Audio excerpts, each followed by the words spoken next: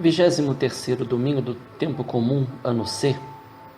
Primeira leitura, Sabedoria 9, 13 a 18, Salmo 89. Segunda leitura, Filemon, versículos 9b a 10, 12 a 17. Evangelho, Lucas 14, 25 a 33.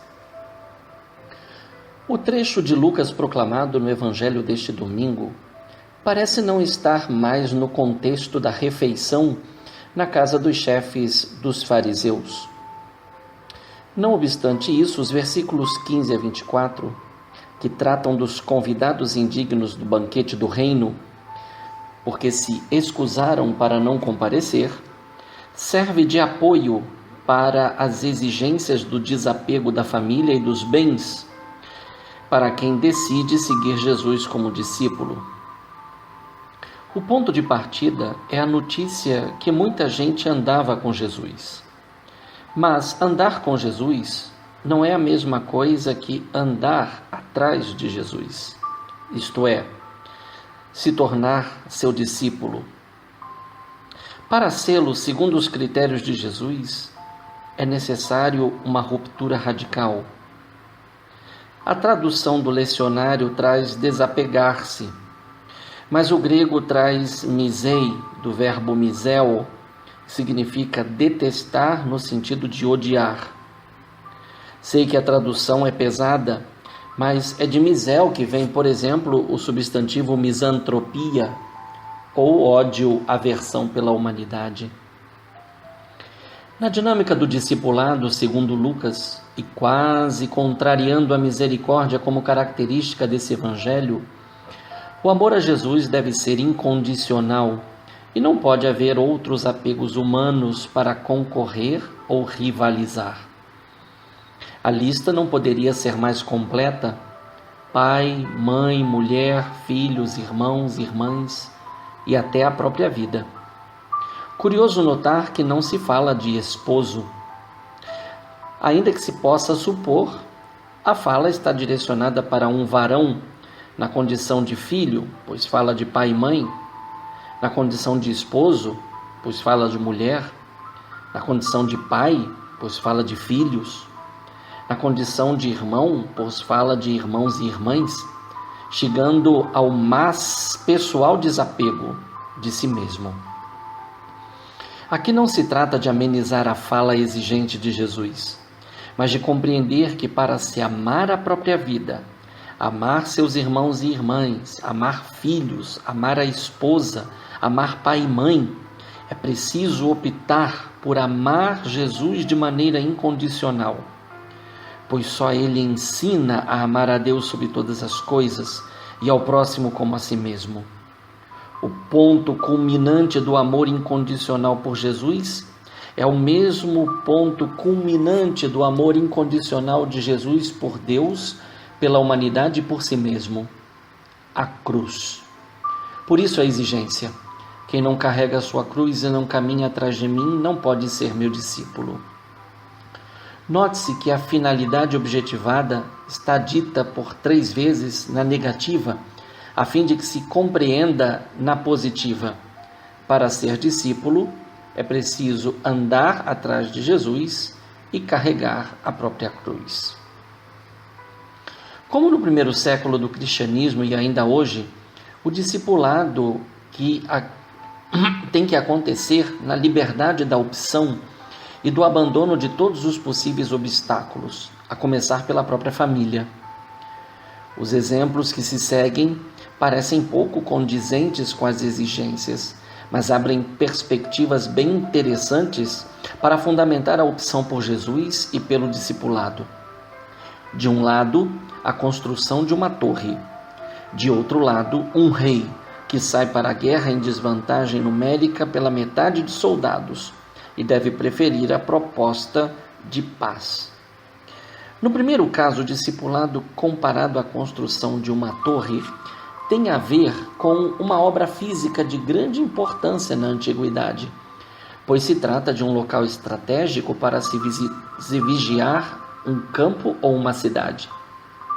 A torre serve para enxergar mais longe e poder avisar com antecedência a chegada de inimigos ou de ameaças.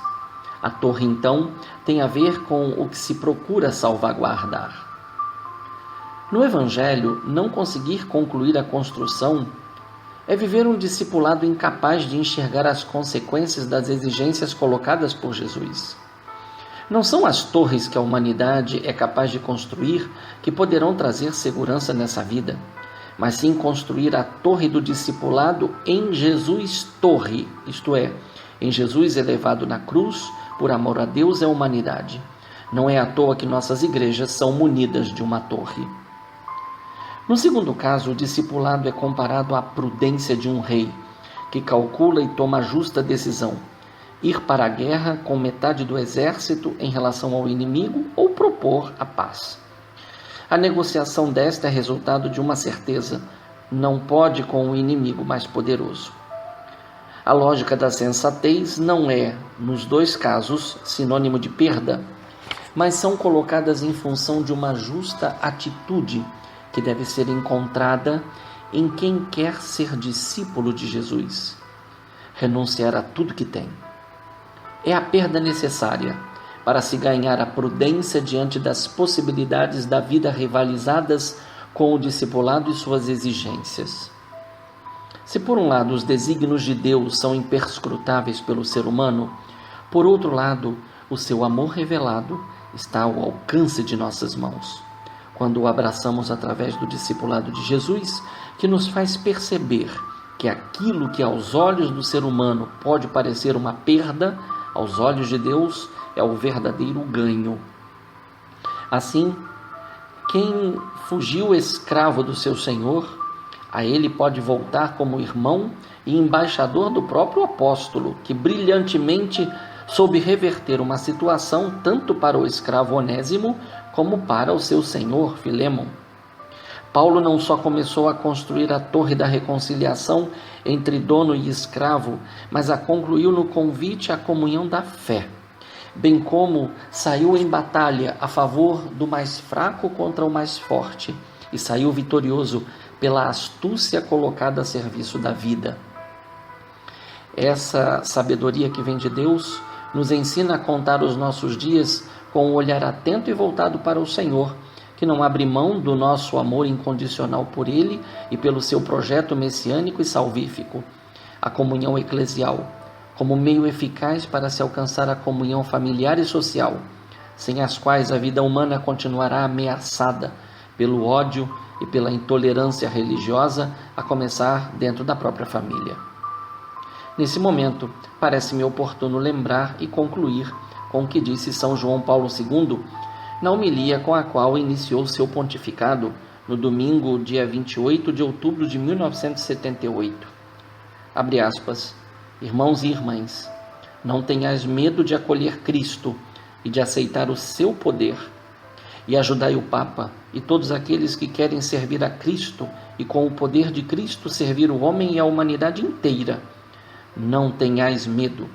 Antes, procurai abrir, melhor, escancarai as portas a Cristo, ao seu poder salvador, abri os confins dos estados, os sistemas econômicos, assim como os políticos, os vastos campos da cultura, de civilização e de progresso. Não tenhais medo. Cristo sabe bem o que está dentro do homem, somente Ele o sabe. Fecha aspas. Nesta certeza e com convicção, celebremos com alegria o mês da Bíblia e deixemo-nos ser interpelados pela primeira carta de João, a fim de que em Jesus Cristo nossos povos tenham vida e se tornem promotores da cultura da vida, como discípulos que aprendem a carregar a cruz e a seguir o Mestre de Nazaré com amor incondicional. Um bom e santo domingo a todos. Um fraterno abraço. Padre Leonardo Agostini.